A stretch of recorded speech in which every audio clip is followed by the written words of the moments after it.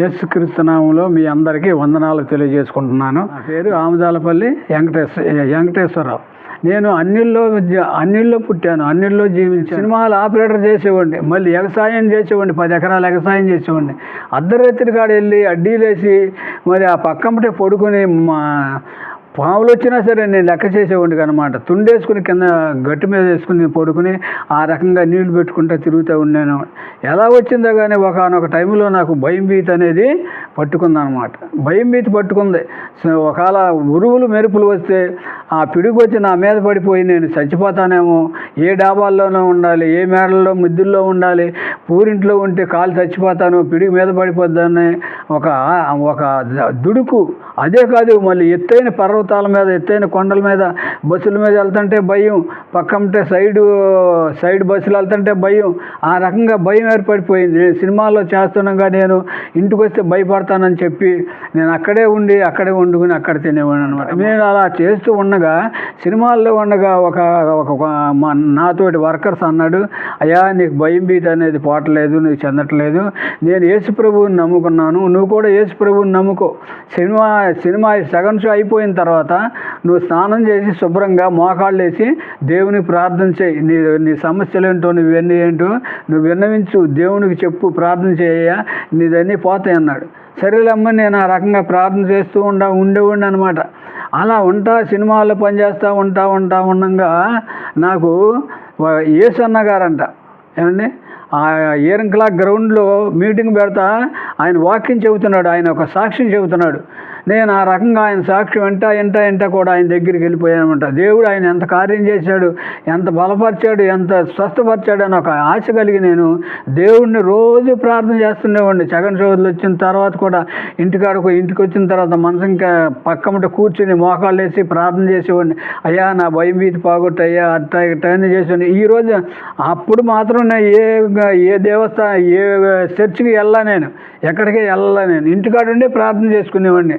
ఒకనొక టైంలో నేను దేవుని దగ్గర వచ్చి ఇంటి దగ్గర పడుకున్న తర్వాత మంచి కారు మేఘాలు ఏర్పడినాయి, మబ్బులు, మంచి వర్షం బాగా పడుతుంది, అంతా చీకటమయమైపోయింది అనమాట.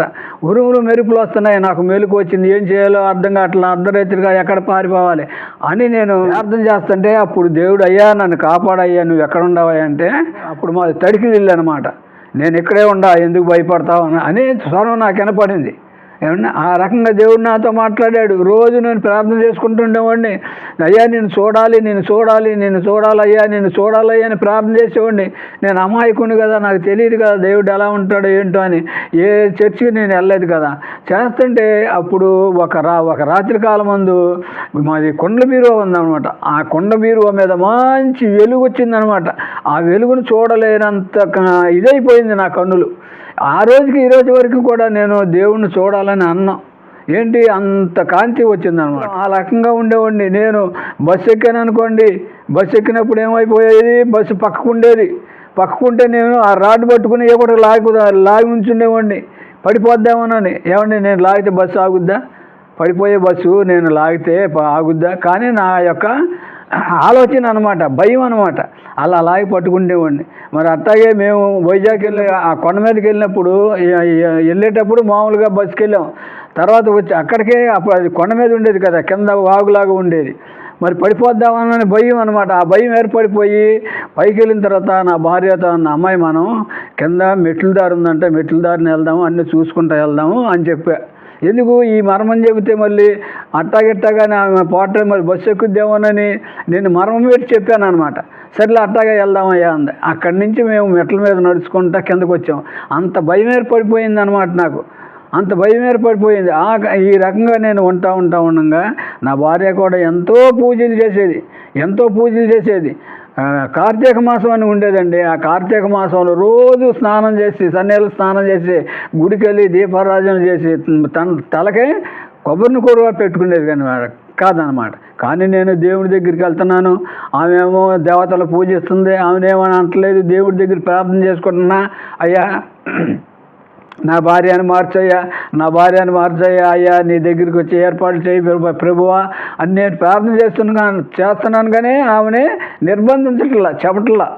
మరి ఆ నెల రోజులు కూడా అట్లా చేస్తూ నేను ఆమెకు కావాల్సిన పూజ సామాగ్రి కూడా తెచ్చేవాడిని. ఎందుకు మళ్ళీ ఆమెతో తగాదే ఎందుకు, పోవడానికి సమాధానంగా ఉండాలి, దేవుడు సమాధానంగా ఉండమని చెప్పాడు. అని ప్రార్థన చేస్తూ ఉండగా ఆ రకంగా ప్రార్థనగా చేస్తూ ఉండేవాడనమాట. మేము పోరంకి గ్రామం వచ్చాం. పోరంకి గ్రామం వచ్చిన తర్వాత కూడా మరి మాకైతే తెలీదు చర్చ్ అనేది, బోధలు అనేవి, వాక్యాలు అనేవి మాకు తెలీదు. మా ఇంటి పక్కమంటే మా పాస్టర్ గారు వచ్చాడనమాట. ఆయన పేరు ఆంధ్రేయ గారు, మర్రి జ్యోతిమ్మ గారు అని వాళ్ళతో పాస్టరమ్మ గారు అనమాట. వాళ్ళు వచ్చి మా ఇంటి దగ్గర స్థలం అది కొనుక్కొని మరి వాళ్ళు మందిరాన్ని వేస్తున్నారు. తాటాకుతో మందిరాన్ని వేస్తున్నారు. వేసినప్పుడు నేను చూసా, ఏంటి అంటే ఇట్టడి సంగతి అయ్యా, మరి మందిరం అంటే అప్పుడు నా భార్య అమ్మ ఇట్టడి సంగతి అంట, మనం దేవుడికి మనం చర్చికి ఒక ఫ్యాన్ ఇద్దామమ్మా అన్న. సర్లే అయ్యా నాదేముంది నీ ఇష్టం ఉంది, సర్లేమ్మన్నాం. ఏమండి అప్పుడు మేము తీసుకెళ్ళి దేవుడికి మరి ఫ్యాన్ ఇచ్చామన్నమాట. మాకు తెలియదు ఇవన్నీ. అప్పుడు అయ్యగారు మాకు పరిచయం అయిపోయి మా భార్యను రమ్మంటే రాట్లా. ఏమంటుంది, వాళ్ళు ఏడుతుంటారు, చేస్తుంటారు, అటు చేస్తారు, గల్లం చేస్తారు, నేను మాత్రం రానయ్యా, వెళ్తే నువ్వు వెళ్ళు, లేకపోతే నన్ను ఇంట్లోంచి వెళ్ళిపోమన్నా వెళ్ళిపోతాను, కానీ నేను దేవుడి దగ్గరికి రాననేది అనమాట. ఆ రకంగా ఉన్నప్పుడు ప్రార్థన చేస్తా ఉండగా మరి ఆమెకి ఒక్కరోజు మా అయ్యగారు సేవకు వచ్చిన రోజు మరి భోజనాలు చెప్పారంట. భోజనాలు చెప్పినట్టు ఆ భోజనానికి వచ్చింది. ఆ భోజనానికి వచ్చిన మరుసటి రోజు నుంచి కూడా ఇక్కడ దేవుడి దగ్గరికి వస్తే మొదలెట్టింది అనమాట. మేమిద్దరం ఆ రకంగా దేవుడి దగ్గరికి వస్తున్నాం.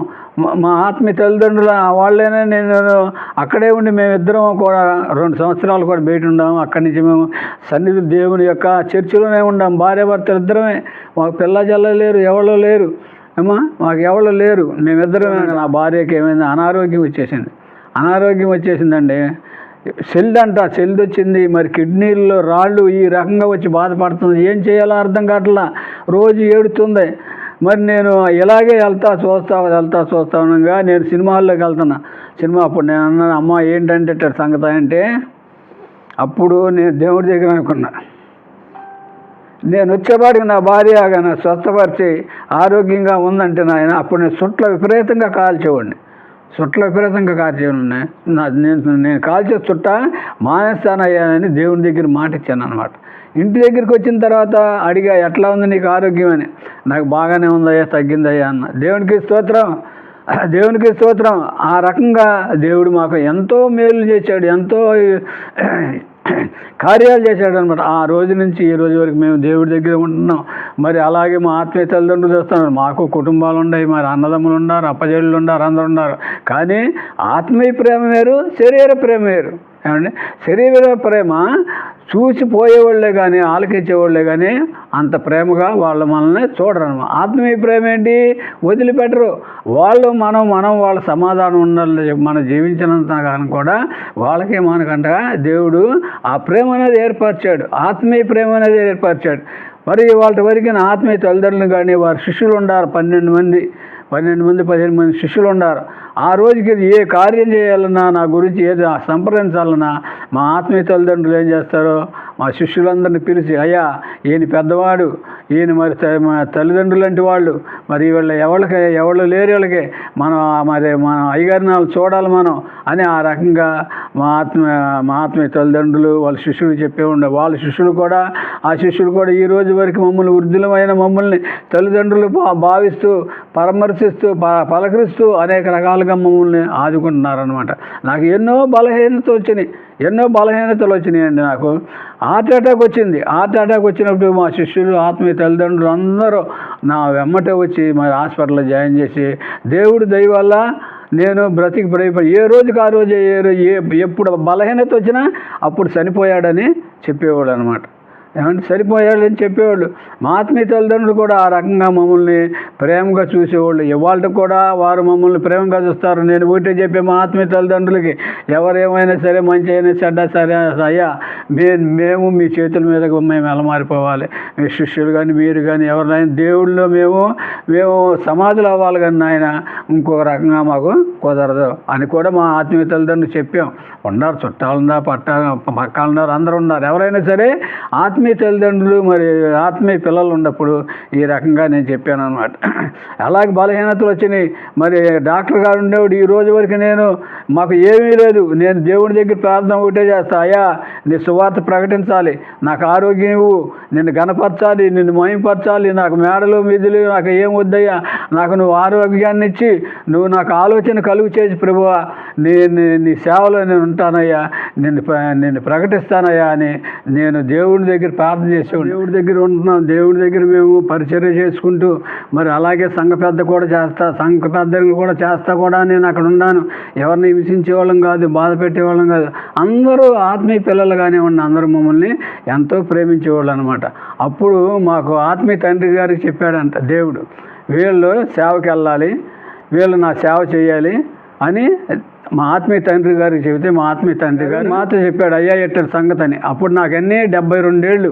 అయ్యా ఈ వయసులో నేను సేవం చేస్తానయ్యా, ఏం సువార్త ప్రకటిస్తానయ్యా, నేను నా దగ్గర ఓపిక ఏముందో అయ్యా, నేను ఎట్లా వెళ్తానయ్యా, వెళ్ళలేనయ్యా అంటే మా అయ్యగారు ఏమన్నాడు, అయ్యా దేవుడు నిన్ను నిర్ణయించుకున్నాడు, నిన్ను ఎంచుకున్నాడు కాబట్టి నువ్వు సేవకుడు అయ్యి నలుగురికి నీ సాక్ష్యం చెప్పి నువ్వు దేవుని గణపరుస్తావని ఒక దేవుని యొక్క ఆశపడి ఉన్నాడయ్యా అని మా ఆత్మీయ తల్లిదండ్రులు చెప్పినప్పుడు మేము అప్పుడు మమ్మల్ని సేవకులుగా అభిషేకించారు వాళ్ళు. మేము ఒప్పుకున్న తర్వాత ఏమండి, మరి నేను కూడా ప్రార్థన చేస్తున్నా, ఆ ఊరు ఈ ఊరు అని కాదు, ఎక్కడికి వెళ్ళినా సరే దేవుని సేవ దేవుని ప్రకటించాలని, సువార్త ప్రకటించాలని, నా సాక్ష్యం చెప్పుకోవాలని నేను ఆశపడి ఈ రోజు వరకు కూడా దేవుడు నన్ను ఎంతో ఘనంగా వాడుకున్నప్పుడు మా ఆత్మీయ తల్లిదండ్రులు చెప్పినప్పుడు మేము ప్రార్థన చేసినప్పుడు దేవుడు మాతో కూడా మాట్లాడాడు. మరి మీరు సేవకి వెళ్ళాలి, నన్ను ప్రకటించాలి, నా సువార్త ప్రకటించాలి, మీరు ఉర్దూలో అయినా సరే అని దేవుడు మాతో మాట్లాడాడు అన్నమాట. అప్పుడు మేము మా ఆత్మ తల్లిదండ్రులు అభిషేకం చేసి మమ్మల్ని సేవకులుగా ముద్రించారు. అప్పటి నుంచి ఇప్పటి వరకు కూడా మేము శిష్యుల దగ్గరికి వెళ్ళినా ఎక్కడికి వెళ్ళినా నాకు సాక్ష్యం చెప్పుకుంటూ దేవుని ప్రకటిస్తూ దేవుని సువార్త ప్రకటిస్తూ మరి అనేక రకాలుగా దేవుడు నన్ను వాడుకుంటున్నాడు అనమాట. ఇట్లాగే నాకు ఒకసారి మంచిగా బాగా అనారోగ్యం వచ్చేసింది. అనారోగ్యం వచ్చేసైతే నేను కోమాలోకి వెళ్ళిపోయా. మా ఆత్మీయ తల్లిదండ్రులు, మా ఆత్మీయ తండ్రి చెట్టు కింద కూర్చుని నెత్తి మీద జేబు వాళ్ళ వేసుకుని ఆయన కంటతడి పెడుతున్నాడు. అయ్యా పెద్దవాడిని తీసుకొచ్చాను, ఈ రకం జరిగింది ప్రభు అని వాళ్ళు చేసినప్పుడు నన్ను డాక్టర్ భానుచంద్ర గారు ఉన్నారనమాట. ఆయన ట్రీట్మెంట్ చేస్తున్నాడు. అప్పుడు ఇక నాకు ప్రాణం లేదు. ఆ 4 నిమిషాల్లో నేను పరలోక రాజ్యానికి వెళ్ళిపోయాను అనుకున్నారంట. చనిపోయాడు, ఇక పీనిగా ఉందనుకుంటే నన్ను బల్ల మీద పడుకోబెట్టి కత్తులు గొడ్డలు తీసుకొస్తున్నారు వాళ్ళు. నన్ను పట్టుకుంటున్నారేంటి మీరు, నేనేం చేశాను అట్టగా నేను వాళ్ళతో పోట్లాడుతున్నానంట. పోట్లాడినప్పుడు వాళ్ళు నన్ను చూసి ఈయన కాదు అని నేను వదిలిపెట్టి వెళ్ళిపోయాను. అప్పుడు ఎమ్మటే మళ్ళీ నాలో ప్రాణం వచ్చింది. మా తండ్రిగా అన్నాడు ఇట్లా జరిగింది అని. అప్పుడు నేను చెప్తే అయ్యా ఇట్లా జరిగిందని నేను చెప్పాను. దేవుడు ఆ రకంగా నన్ను ఎంతో ఇప్పటి వరకు కూడా నేను ఒక షుగర్ ఉంది, నాకు హార్ట్ అటాక్ ఉంది, యూరిన్ ఇన్ఫెక్షన్ ఉంది, అన్ని రకాలుగా ఎన్నో వ్యాధులు ఉంటాయి. కానీ దేవుడు వాటి నుండి నన్ను ఆరోగ్యాన్ని ఇచ్చి నన్ను ఎంతగానో నాకు చదువు సంజయ్ లేదు. దేవుడు నన్ను సేవకుడిగా పిలిచాడు. నన్ను ఎంతో ప్రేమించి దేవుడు పిలిచాడనమాట. దేనికి సేవకునిగా పిలిచాడనమాట. జ్ఞానం లేదు, దేవుడు ఏం చేశాడు, విద్య లేని పామరులను పిలిచాడు, దివ్యమైన బోధలెన్నో చేశాడు, మానవులను పట్టి జాలరులుగా చేసి భూమి మీద వారు నాకు సాక్షులన్నాడు. ఆదరి చేరే దారే కనరాదు, సంజ వెలుగు కనుమరుగైపోయేను, నా జీవితాన చీకటిలే మ్రోగేను. ఆ రోజున యేసు ప్రభు వారు ఎట్లయితే జాలరుని పిలిచాడు, వాళ్ళు చదువుకున్నారా, చదువు లేదు, సంజి లేదు, అబ్బాయి మీరు నన్ను వెంబడించమని దేవుడు వారిని నిర్ణయించుకుని తీసుకొచ్చాడు. అలాగే ఈ రోజుల్లో కూడా దేవుడు నన్ను ఎంతో విద్య లేని వాడినైనా కానీ, పాండిత్యం లేని వాడినైనా కానీ, బైబిల్ పరిచర్య లేని వాడినైనా కానీ దేవుడు నన్ను పిలిచి సేవకుని చేసి మరి ఆయన సువార్త ప్రకటించడానికి నన్ను ఆయన నిర్ణయించుకున్నాడు అన్నమాట.